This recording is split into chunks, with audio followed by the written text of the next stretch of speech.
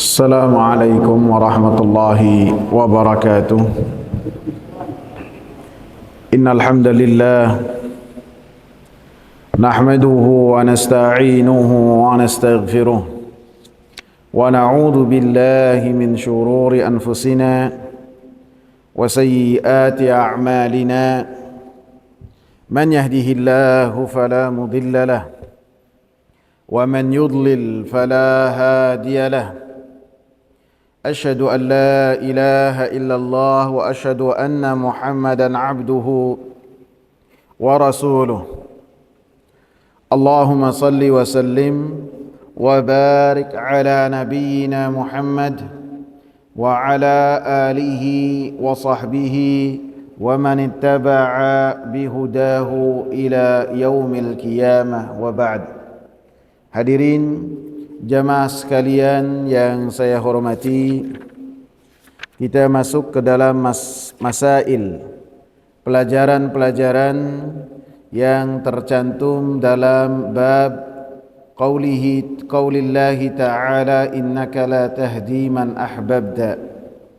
Seperti yang telah saya sebutkan, bahwasanya kitab tauhid yang telah ditulis oleh Al-Imam Muhammad bin Abdul Wahhab Ibn Sulaiman At-Tamimi rahimahumullah, ini banyak sekali dari kalangan ulama yang menjelaskan dan mensyarah apa yang telah beliau tulis, dan disebutkan bahwasanya sebaik-baik syarah penjelasan yang tercantum dalam dalil-dalil yang tercantum dalam bab-bab yang ada dalam kitab Tauhid adalah ketika beliau menjelaskan sendiri dalil-dalil tersebut dari apa yang telah beliau cantumkan dalam masail, permasalahan-permasalahan ataupun pelajaran-pelajaran yang beliau simpulkan dari dalil-dalil yang telah beliau cantumkan. Dan terkadang dalil-dalil atau terkadang pelajaran-pelajaran yang beliau cantumkan sangat detail sekali, sangat teliti sekali, menunjukkan kedalaman ilmu yang beliau miliki. Dalil yang sudah kita bahas adalah firman Allah Subhanahu wa taala dalam surat Qasas ayat 56, innaka la tahdi man ahbabta, sesungguhnya engkau wahai Nabi Muhammad sallallahu alaihi wasallam tidaklah mampu memberikan petunjuk kepada orang-orang yang kau cintai. Dan dalil yang kedua adalah kisah bagaimana usaha Nabi sallallahu alaihi wasallam supaya menjadikan Abu Talib mendapatkan petunjuk dari Allah Subhanahu wa taala di detik-detik terakhir dari hayatnya Abu Talib. Fihi masail, beliau mengatakan di dalam bab ini ada pelajaran-pelajaran. Al-ula, yang pertama, tafsiru qaulihi ta'ala, penjelasan dan tafsir firman Allah Subhanahu wa ta'ala, innaka la tahdi man ahbabta, sesungguhnya engkau tidaklah mampu memberikan hidayah kepada orang-orang yang engkau cintai. Seperti yang sudah kita jelaskan, bahwasanya di dalam hidayah itu terbagi menjadi berapa macam? 4 macam. Satu di antaranya yang dimiliki oleh Nabi sallallahu alaihi wasallam dan dimiliki juga oleh selain Nabi, yaitu mereka dari para nabi dan para ulama, para duat yang berkaitan dengan petunjuk berupa penjelasan, berupa keterangan. Maka hidayah tersebut dimiliki oleh selain Allah Subhanahu wa taala juga. Karena Allah Subhanahu wa taala mensifati Nabi Muhammad sallallahu alaihi wasallam, wa innaka latahdi ila siratim mustaqim, bahwasanya engkau wahai Nabi Muhammad sallallahu alaihi wasallam memberikan petunjuk ke jalan yang lurus, sehingga Nabi sallallahu alaihi wasallam memiliki petunjuk, akan tetapi petunjuk yang dimiliki Nabi adalah berupa penjelasan, berupa keterangan. Adapun di dalam hadis ini yang dinafikan oleh Allah Subhanahu wa taala, innaka la tahdi man ahbabta, berupa bahwasanya Nabi sallallahu alaihi wasallam tidaklah memiliki yang berkaitan dengan hati-hati seseorang, sehingga hati seseorang menerima petunjuk yang dibawa oleh Rasulullah sallallahu alaihi wasallam. Adapun yang berkaitan dengan hati, supaya hati menerima kebenaran, supaya hati mendapatkan taufik, maka itu hanya dimiliki oleh Allah Subhanahu wa taala. Sehingga seperti yang sudah kita jelaskan juga, bahwasanya Nabi sallallahu alaihi wasallam tidaklah mampu memberikan petunjuk yang berkaitan dengan hati seseorang supaya menerima kebenaran ketika beliau hidup, tidak mampu, karena hal ini hanya dimiliki oleh Allah Subhanahu wa taala. Maka bagaimana mungkin Rasulullah sallallahu alaihi wasallam memberikan petunjuk kepada manusia yang berkaitan dengan hati ketika Nabi sallallahu alaihi wasallam telah wafat? Tidak akan bisa. Waktu Nabi hidup saja beliau tidak bisa, lebih-lebih yang berkaitan setelah Nabi sallallahu alaihi wasallam wafat, maka lebih tidak bisa lagi. Sehingga Allah Subhanahu wa taala menyebutkan tentang apa yang diyakini oleh orang-orang yang berkaitan dengan Nabi Muhammad sallallahu alaihi wasallam. Allah Subhanahu wa taala katakan dalam surat Jin ayat 21, "Qul inni la amliku lakum darran wala rasyada." Katakanlah wahai Nabi Muhammad sallallahu alaihi wasallam, sesungguhnya aku hanya inni la amliku lakum, sesungguhnya aku tidak memiliki kuasa untuk menolak mara bahaya, dan sesungguhnya saya pun tidak memiliki kemampuan untuk mendatangkan manfaat ataupun kebaikan, baik buat diriku ataupun untuk yang lainnya. Sehingga apabila Nabi sallallahu alaihi wasallam ketika hidup tidaklah mampu memberikan manfaat dan mudarat kepada siapa saja, maka lebih-lebih ketika Nabi sallallahu alaihi wasallam wafat. Lebih-lebih ketika sebagian manusia mereka meminta-minta kepada yang telah mati, dan itu bukanlah Nabi Muhammad sallallahu alaihi wasallam. Antum bisa paham enggak? Sedikit demi sedikit digiring. Ketika Nabi hidup, Nabi sallallahu alaihi wasallam tidak mampu untuk memberikan petunjuk yang berkaitan dengan hati. Ini ketika Nabi hidup, kepada orang yang berjasa dan kepada kerabat Nabi. Yang kedua setelahnya, apabila Nabi hidup, apabila Nabi waktu hidup saja tidak bisa, lebih-lebih ketika wafat. Tahapan yang kedua, maka lebih tidak bisa lagi. Tahapan yang ketiga, apabila Nabi saja tidak bisa memberikan petunjuk, memberikan syafaat, memberikan apapun juga, yang ketika Nabi sallallahu alaihi wasallam telah wafat, maka bagaimana selain dari Nabi? Paham? Sehingga ini adalah bantahan yang sangat keras bagi mereka-mereka yang ketika kesusahan, ketika terlilit satu permasalahan, ketika hatinya gundah, bukan bermunajat kepada Allah Subhanahu wa taala, akan tetapi malah datang ke kuburan. Maka kita berikan tahapan-tahapan demikian. Ketika ditanya, saya mau mencari petunjuk. Petunjuk itu hanya milik Allah Subhanahu wa ta'ala yang berkaitan dengan hati. Ketika Nabi hidup saja tidak bisa, apalagi telah wafat. Dan apabila Nabi saja tidak bisa, maka selain dari Nabi sallallahu alaihi wasallam lebih tidak bisa lagi. Ats-tsaniyatu, pelajaran yang kedua, tafsiru qaulihi ta'ala, ma kana lin-nabiyyi walladzina amanu an yastaghfiru lil musyrikina walau kanu uli qurba min ba'di ma tabayyana lahum annahum ashabul jahim. Pelajaran kedua, penjelasan dan tafsir firman Allah Subhanahu wa taala. Tidak layak bagi Nabi sallallahu alaihi wasallam dan bagi orang-orang yang beriman untuk memintakan ampun kepada Allah Subhanahu wa taala untuk orang-orang musyrikin. Walaupun orang-orang musyrikin ini kerabat-kerabat mereka, setelah jelas bagi mereka bahwasanya orang-orang musyrikin tersebut adalah penghuni api neraka jahanam.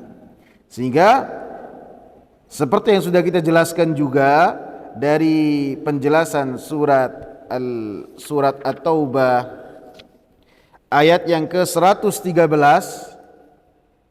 diharamkan bagi orang-orang yang beriman untuk mereka beristighfar kepada orang-orang musyrikin, walaupun orang-orang musyrikin ini adalah orang-orang yang dekat dengan mereka. Jadi dilarang. Walaupun orang-orang musyrikin ini melakukan amalan-amalan yang besar yang sifatnya kemanusiaan, seperti memperhatikan kelaparan, memperhatikan permasalahan misalnya kekurangan medis di suatu benua, ataupun sebagai juru damai untuk negara-negara yang terjadi konflik misalnya. Maka walaupun dia memiliki jasa, selama dia adalah orang kafir, orang musyrik yang dia mati di atas kekufuran dan kesyirikannya, maka tidak boleh bagi kita untuk beristighfar kepada Allah untuk si musyrik tersebut. Tidak boleh. Apapun kedudukannya, apapun yang telah dia lakukan, mau dekat dengan kita ataupun jauh dengan kita secara garis keturunan ataupun kekerabatan, maka tidak boleh untuk kita memintakan ampun kepada orang-orang musyrik, karena ini adalah penjelasan yang sangat jelas dalam surat At-Taubah ayat 113. Sehingga diingatkan oleh Al-Imam Muhammad bin Shalih Al-Utsaimin rahimahullah, wal khataru min qawli ba'dhin nas li ba'dhi zu'ama'il kuffari min ba'di zu'ama'il kufri idza mat. Dan termasuk hal yang harus kita perhatikan dari perkataan sebagian manusia apabila ada pembesar-pembesar dari orang kafir yang mereka meninggal dunia. Dikatakan apa? Sebagai almarhum. Maka ini tidak boleh, karena almarhum ini artinya apa? Dirahmati. Almarhum terus nggak taunya orang Nasoro ataupun orang kafir. Maka ini tidak boleh, karena ungkapan almarhum ini menunjukkan bahwasanya kita mendoakan kepada orang tersebut untuk mendapatkan rahmat dari Allah Subhanahu wa taala. Tidak boleh.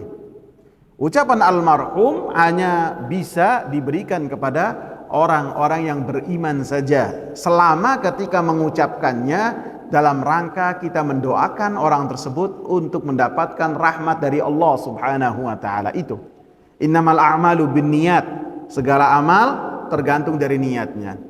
Adapun ketika mengucapkan almarhum dengan keyakinan dari kita bahwasanya orang tersebut mendapatkan rahmat dari Allah Subhanahu wa taala, maka ini tidak boleh.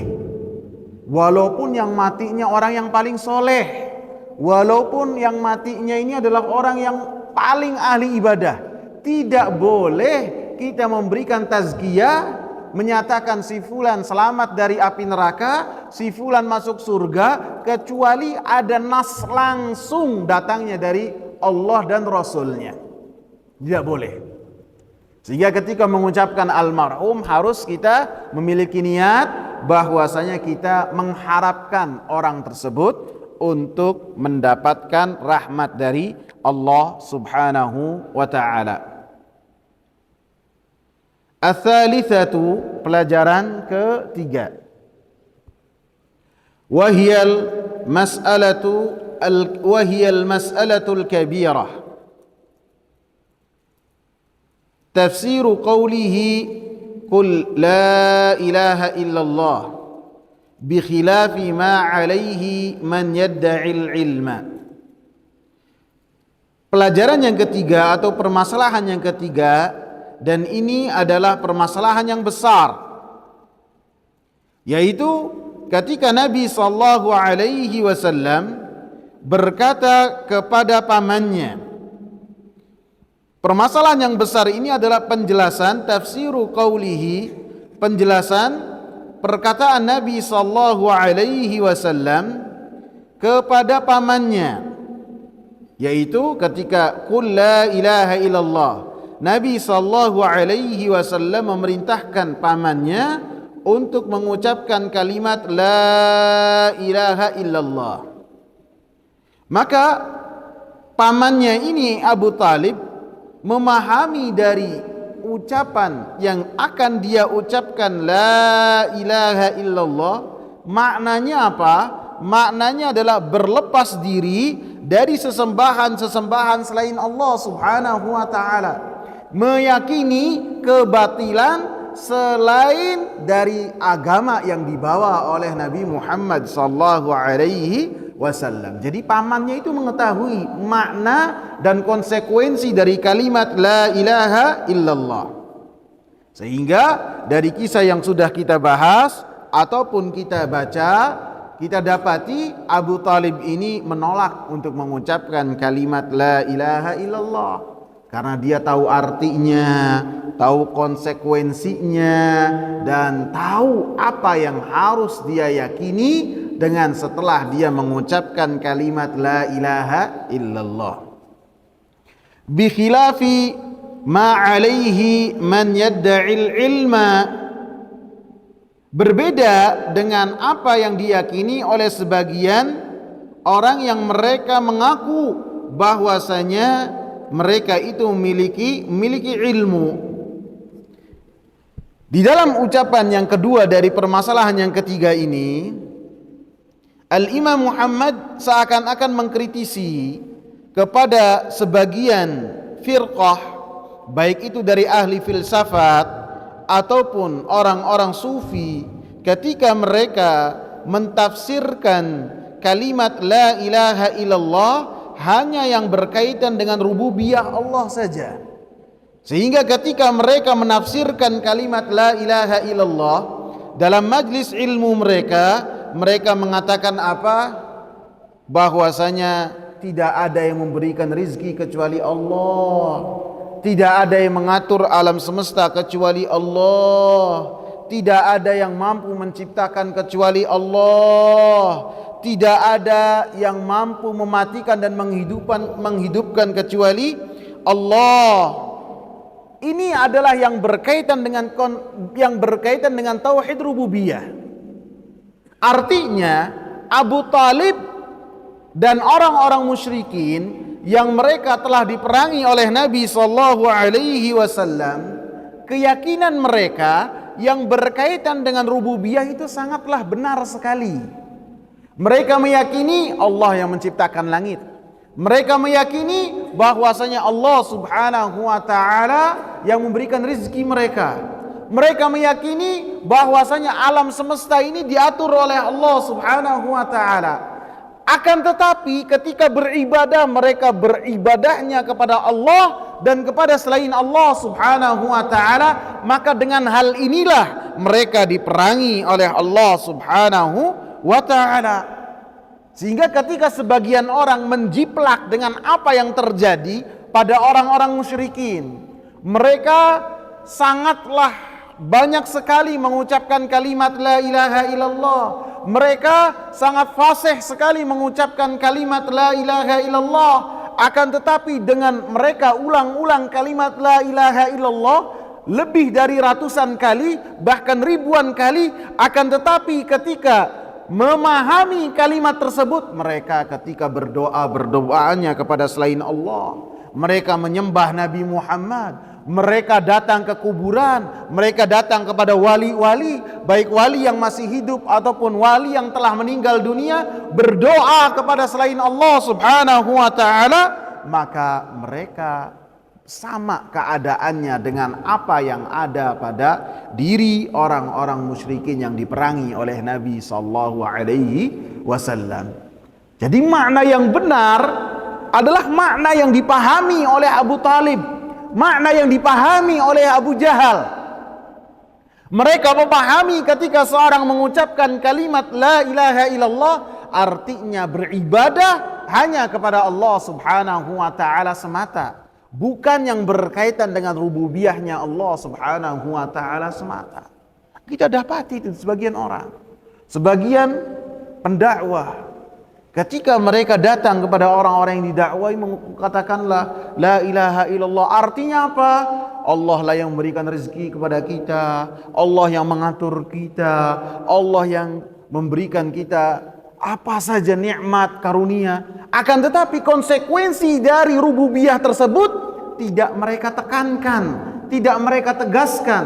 Artinya selama Allah Subhanahu wa taala saja yang memberikan segala karunia dan nikmat rezeki, maka konsekuensinya kita beribadah hanya kepada Allah Subhanahu wa taala. Paham ikhwan? Ar-rabi'atu pelajaran yang keempat masih serupa dengan pelajaran yang ketiga. Anna Aba Jahlin wa man ma'ahu ya'rifuna muradan Nabi sallallahu alaihi wasallam.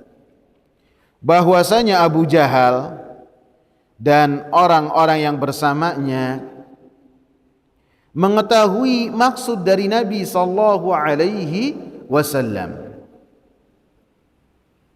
Di sini sebutkan Abu Jahal saja namanya oleh penulis. Padahal yang bersama dengan Abu Talib ada siapa?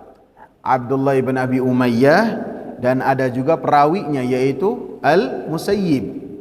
Akan tetapi tidak disebutkan oleh penulis karena Abdullah ibn Abi Umayyah masuk Islam dan mati sebagai seorang sahabat. Begitu juga Al-Musayyib masuk Islam. Sehingga yang disebutkan dan dititik beratkan dalam pembahasan ini adalah Abu Jahal. Maka Abu Jahal dan orang-orang musyrikin, mereka mengetahui maksud dari Nabi sallallahu alaihi wasallam. Ketika Nabi sallallahu alaihi wasallam memerintahkan pamannya untuk mengucapkan kalimat la ilaha illallah, maka mereka paham makna dari kalimat la ilaha illallah. Allah Subhanahu wa taala sebutkan dalam surat As-Saffat ayat 35 dan 36,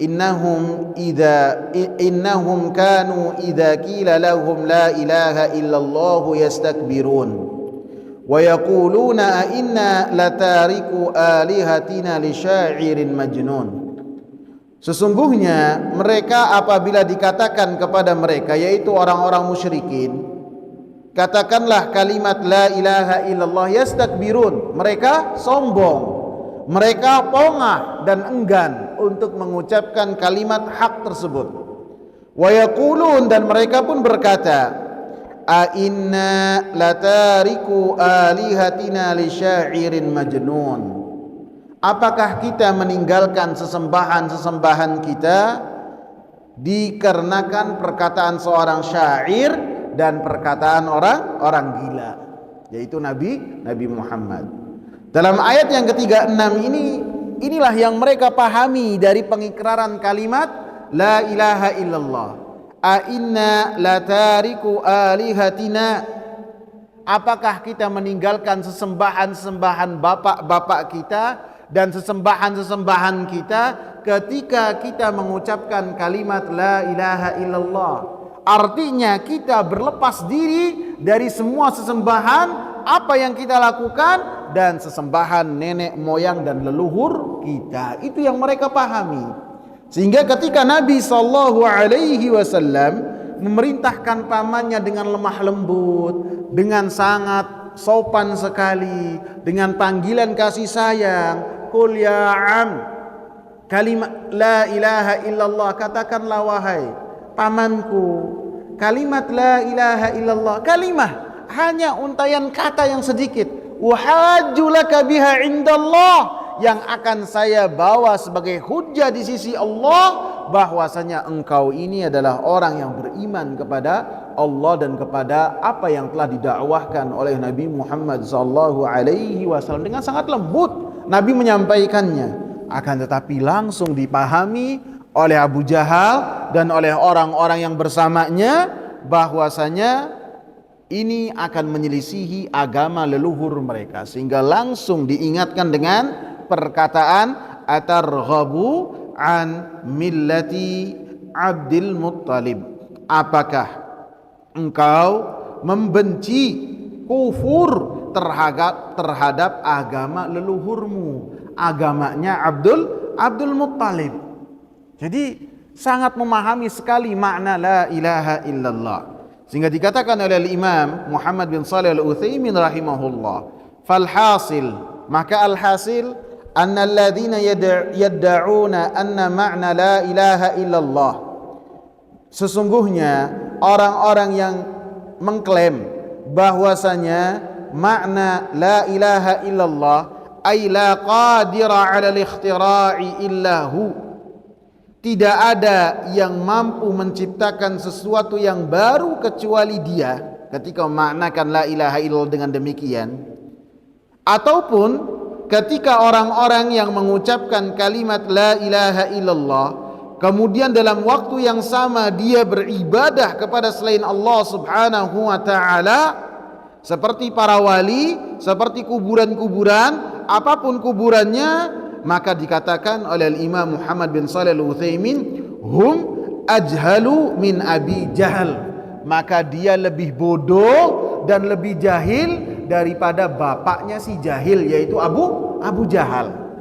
Abu Jahal saja memahami, padahal julukannya itu si bodoh. Memahami dari makna kalimat la ilaha illallah, artinya ketika beribadah, ibadahnya kepada Allah subhanahu wa ta'ala. Makna dari kalimat la ilaha illallah, tiada ilah yang berhak disembah kecuali Allah subhanahu wa ta'ala. Kemudian ada yang bilang bahwasanya kalimat la ilaha illallah artinya tidak ada yang mampu untuk menciptakan sesuatu yang baru kecuali Allah. Maka ini Abu Jahal lebih pintar darinya. Ketika ada orang-orang yang dia mengucapkan kalimat la ilaha illallah, kemudian di waktu yang sama dia memalingkan ibadah kepada selain Allah, lakukan sesembelihan untuk selain Allah, baik itu untuk laut, untuk jembatan, untuk sungai, untuk jalan, apapun itu, maka ini adalah kejahilannya lebih jahil daripada siapa? Abu Jahal. Padahal Abu Jahal ini dijuluki Abu Jahal karena kejahilan dia dan bagaimana dia menentang kepada kalimat la ilaha illallah, sehingga Rasulullah sallallahu alaihi wasallam katakan Fir'aunu hadhil ummah, ini Fir'aunnya umatnya Nabi sallallahu alaihi wasallam. Al-khamisatu, pelajaran yang kelima, jidduhu wa mubalaghatuhu fi islami ammihi, kesungguh-sungguhannya Nabi sallallahu alaihi wasallam dan upaya Nabi sallallahu alaihi wasallam yang luar biasa untuk supaya pamannya Abu Talib ini masuk Islam. Dan ini tentu apa yang dilakukan oleh Nabi sallallahu alaihi wasallam, karena yang pertama Abu Talib ini paman beliau, seperti yang saya sebutkan, dari usia Nabi 8 tahun sampai Nabi sallallahu alaihi wasallam usianya 50 tahun, maka hubungan Nabi Muhammad dengan Abu Talib ini sangat bagus sekali. Dari usia 8 tahun ditanggung dan diasuh oleh Abu Talib. Sehingga usia 12 tahun dibawa ke negeri Syam, kemudian dinasehati oleh seorang rahib, supaya dibawa cepat pulang ke Mekah. Kemudian juga usia 25 beliau melakukan perjalanan cukup 2 kali saja. Kemudian usia 25 tahun ingin menikah dengan Khadijah, maka yang bawa maharnya, yang meminang Khadijah ini Abu Talib, semuanya Abu Talib. Dan kehidupan Nabi pun ketika Nabi susah ditanggung oleh Abu Talib. Udah orang yang memiliki jasa, dan kemudian ini adalah paman dari Nabi sallallahu alaihi wasallam. Lebih-lebih ketika Nabi sallallahu alaihi wasallam berdakwah, maka yang pertama kali membela dakwahnya Nabi sallallahu alaihi wasallam adalah Abu Talib. Kalau Abu Lahab ini yang pertama kali membangkang. Kalau Abu Talib dia yang mendukung, lanjutkan. Dari Nabi sallallahu alaihi wasallam dakwah diam-diam, Abu Lahab resah. Akan tetapi Abu Talib yang membela. Biarkan, dia sudah dewasa. Sehingga setiap ada pertemuan keluarga, maka Abu Lahab marah dan Abu Talib yang membela. Bahkan setelahnya ketika Nabi sallallahu alaihi wasallam berdakwah dengan terang-terangan, maka Abu Talib yang membela Nabi sallallahu alaihi wasallam. Beliau pun ketika Nabi kesusahan ikut susah, ketika Nabi diboikot oleh orang-orang musyrikin Quraisy dari tahun 8 kenabian sampai, kalau tidak salah 8 ataupun 7, sampai 10 kenabian selama 3 tahun. 8 berarti ya, 8, 9, 10, 3 tahun. Maka Abu Talib pun menunjukkan kesetiaannya. Dia hidup bersama dengan Nabi sallallahu alaihi wasallam walaupun penuh dengan kesulitan. Ketika orang-orang Quraisy ingin menegur Nabi, maka mereka beraninya hanya kepada Abu Talib saja. Akan tetapi ketika Nabi sallallahu alaihi wasallam berusaha untuk menjadikan Abu Talib ini beriman dengan kalimat la ilaha illallah, maka kita ketahui akhirnya Abu Talib mati di atas kekufuran. Ini menunjukkan bahwasanya perkara hati itu dimiliki oleh Allah Subhanahu wa taala. Hati-hati kita semuanya dimiliki oleh Allah Subhanahu wa taala. Allah Subhanahu wa taala membolak-balikan hati-hati manusia sesuai dengan kehendak Allah Subhanahu wa taala. Dalam hadis Nabi sallallahu alaihi wasallam mengatakan, "Inna quluba bani Adama kullaha baina usbu'aini min asabi'ir rahmani ka qalbin wahidin yasrifuhu haitsu yasha." Sesungguhnya hati-hati anak manusia semuanya berada di dua jarinya dari jari-jarinya Allah Subhanahu wa taala, semuanya dalam keadaan seperti satu hati saja. Allah Subhanahu wa taala membolak-balikkan hati tersebut sesuai dengan kehendak Allah Subhanahu wa taala. Yang berkaitan dengan hati, yang berkaitan dengan petunjuk, yang berkaitan dengan hati, semuanya di tangan Allah Subhanahu wa taala. Allah Subhanahu wa taala memalingkan dan membolak-balikkan hati manusia sesuai dengan kehendak Allah.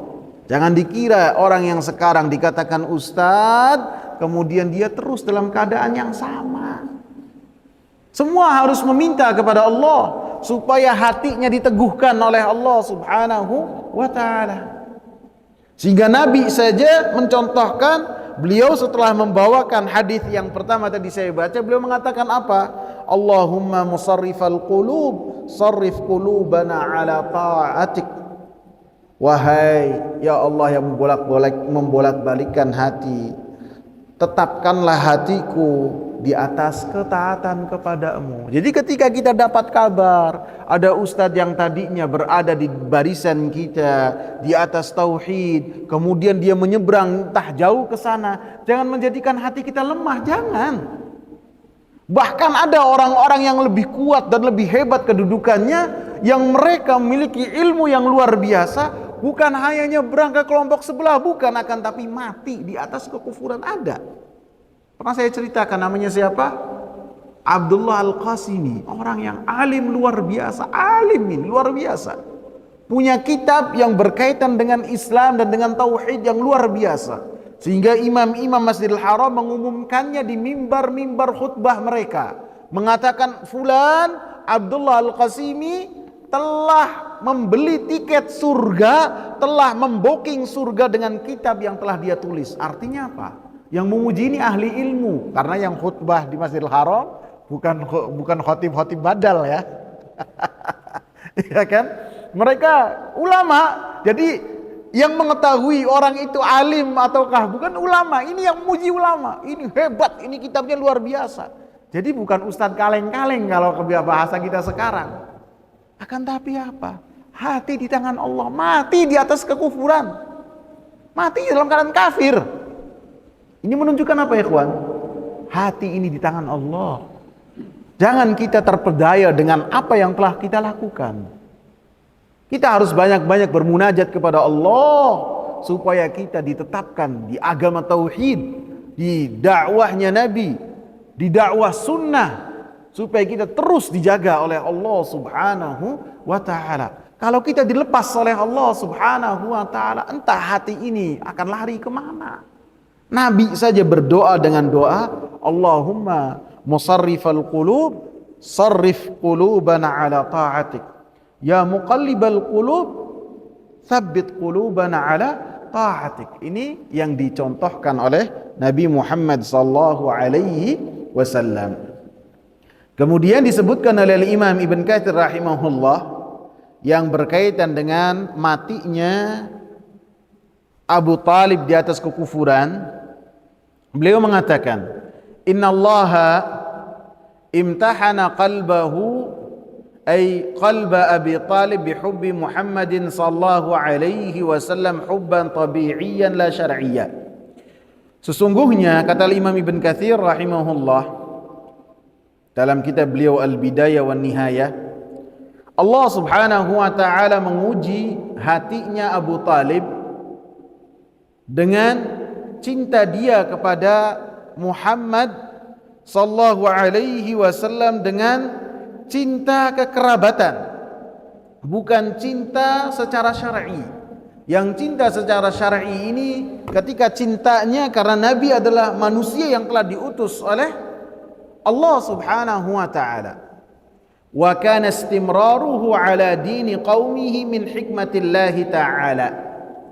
Dan ketika Abu Talib ini senantiasa berada di atas agama kaumnya, maka ini termasuk dari hikmah Allah Subhanahu wa taala. Wa mimma sana'ahu li Rasulillah sallallahu alaihi wasallam minal himayah.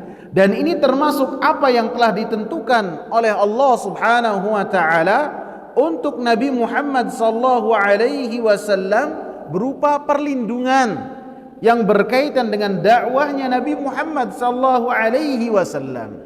Sehingga apabila bukan karena apa yang telah ditentukan oleh Allah yang berkaitan dengan Abu Talib, bisa jadi dengan dakwah yang pertama kali dibawakan oleh Nabi Muhammad sallallahu alaihi wasallam langsung ditumpas habis Nabi Muhammad sallallahu alaihi wasallam. Karena Nabi Muhammad walaupun memiliki garis keturunan yang tinggi, orang-orang Arab mengakui bahwasanya garis keturunan yang paling kuat itu adalah Quraisy, nyambung kepada Nabi Ismail, kepada Nabi Ibrahim. Dan orang-orang Quraisy itu yang paling kuat garis keturunannya, yang paling hebat ini diakui oleh orang Quraisy dan oleh orang non-Quraisy adalah Bani Hashim, keluarganya Nabi sallallahu alaihi wasallam. Ini diakui. Akan tetapi Nabi sallallahu alaihi wasallam bukanlah termasuk dari pembesar orang-orang kaya di antara orang-orang Quraisy. Sehingga dia tidak memiliki kekuatan untuk ada orang yang melindungi dakwah dia. Sehingga dikatakan oleh Imam Ibn Katsir rahimahullah, "Idz law kana aslama Abu Talibin lama kana lahu inda musyriki Quraisyin wajahatun wala kalimatun wala kanu yahabunahu wa yahtarimunah wala tajarra'u alaihi wala maddu aydiyahum wa alsinatahum bisu'i ilaihi wa rabbuka yakhluqu ma yasha'u wa yakhtar. Kalau Abu Talib ini dia memeluk Islam, maka dia tidak akan dianggap oleh orang-orang musyrikin. Dia tidak akan diperhatikan apa yang dia ucapkan, sehingga orang-orang musyrikin tidak akan menghormati dia, tidak akan sungkan kepada dia. Dan pasti orang-orang musyrikin Quraisy akan berani membangkang kepada Abu Talib ketika Abu Talib masuk Islam. Wala maddu aydiyahum wa alsinatahum bisu ilaihi, dan orang-orang musyrikin Quraisy mereka akan berani mengusik Nabi sallallahu alaihi wasallam dengan lisan-lisan mereka dan tangan-tangan mereka.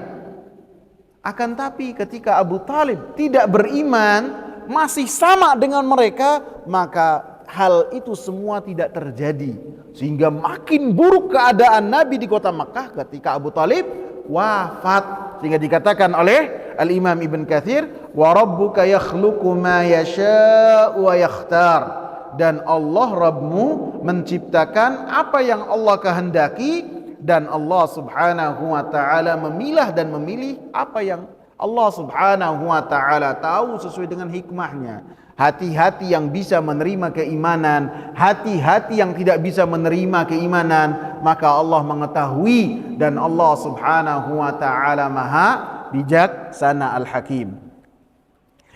Dan berkata al-Imam Ibn al-Qayyim rahimahullah, wa kana min hikmati ahkamil hakimin baqa'uhu ala dini qaumih, dan termasuk dari hikmahnya ahkamul hakimin, yaitu Allah subhanahu wa ta'ala membiarkan Abu Talib senantiasa berada di atas agama kaumnya, lima fi dzalika minal masalih allati tabdu liman ta'ammalaha, karena di dalam keadaan demikian ada kemaslahatan-kemaslahatan yang akan tampak bagi siapa-siapa yang meneliti dan memperhatikan keadaan di sirah Nabi sallallahu alaihi wasallam. Jadi ketika Abu Talib ini masih di atas kekufuran dan membela Nabi sallallahu alaihi wasallam dan mati di atas kekufuran,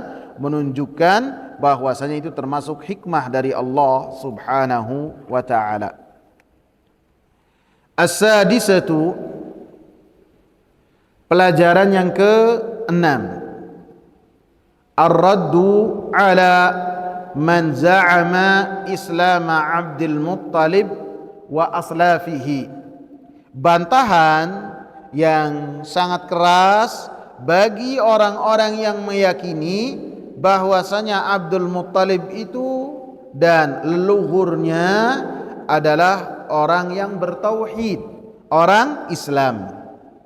Maka dalam kisah ini ada bantahan yang sangat keras, dan sebagian manusia dari firqah-firqah sesat seperti Syiah Rafidhah, mereka meyakini bahwasanya Abu Talib ini adalah nabi. Jadi kalau kita meyakininya Abu Talib sebagai orang kafir, mereka meyakini bahwasanya Abu Talib adalah nabi, maka ini adalah suatu hal yang salah. Maka dari poin yang ke-6 ini akan nampak sekali bahwasanya Abu Talib keyakinannya berbeda dengan Nabi sallallahu alaihi wasallam ketika Abu Jahal berkata dengan perkataan apa? Atarghabu an millati Abdul Muttalib. Apakah engkau membenci agamanya Abdul Muttalib? Ketika Abu Talib ditawarkan oleh Nabi untuk mengucapkan kalimat la ilaha illallah, langsung disanggah oleh Abu Jahal dan dua kawannya, apakah engkau ini membenci agamanya Abdul Muttalib? Ini menunjukkan bahwasanya keyakinannya Abu Talib dan keyakinan leluhur-leluhurnya adalah agama yang kufur, agama yang di dalamnya kesyirikan kepada Allah Subhanahu wa taala. Sehingga Abu Talib seperti yang sudah kita sebutkan, dia mengatakan ana ala millati Abdul Muttalib, saya di atas agamanya Abdul Muttalib, bukan di atas agama la ilaha illallah. Menunjukkan Abdul Muttalib dan la ilaha illallah sangatlah jauh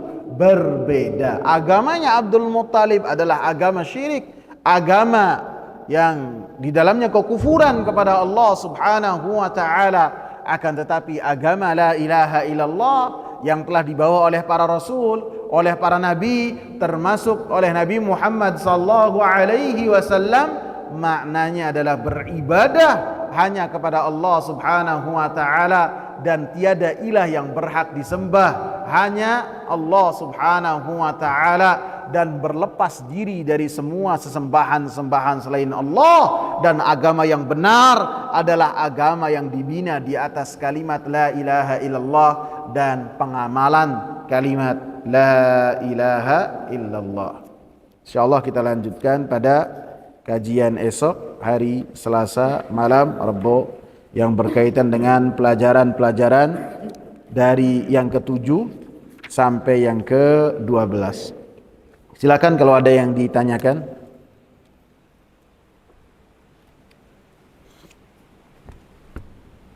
Cukup ya?